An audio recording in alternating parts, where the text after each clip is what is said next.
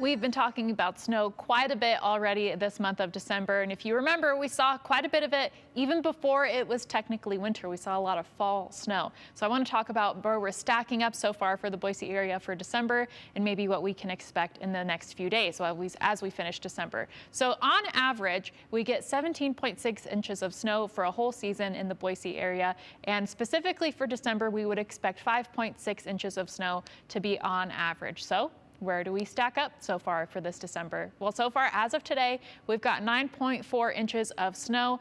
And as you can tell, that's above average. Last year, for reference, 2021 was the 5th snowiest December that we had on record. And on this day, we already had about 13 inches of snow. So we're definitely behind track to be the 5th snowiest December. So where do we stack up for Boise? Well, if we stay at 9.4 inches, which it's likely that we do because we're expecting rain in valley locations, this puts us at the 20th snowiest December. So we're not exactly cracking the top 10 so far for Boise area. So again, 9.4 inches of snow, that's what we have so far. And a lot of that precipitation that's coming in, we do expect to be rain. So that's why we have lots of winter weather alerts across the Northwest, you can see, and that is specifically for snow and at some of the higher elevations as well. But if you look at the greater west of the U.S., you can see there are now flood watches in place for parts of California and parts of Nevada. And that's because we have lots of moisture that's lining up into our area. And you can see this narrow ribbon of moisture here,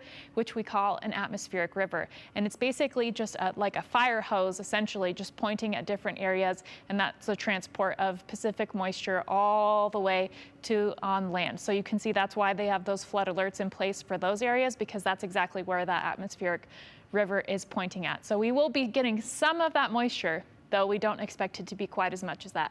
On your way home tonight, you could see a little bit of moisture, a little bit of snow showers, light snow showers across the western portion of Idaho. But then it's really in the late night, overnight hours where we start to see the bulk of that moisture start to move in. So you can see, again, it's mainly rain for those valley areas, but then we do start to see snow start to fill in those mountain areas, and you saw that big wave overnight of some of that snow, so we'll definitely be waking up to a good amount of snow in those mountain areas.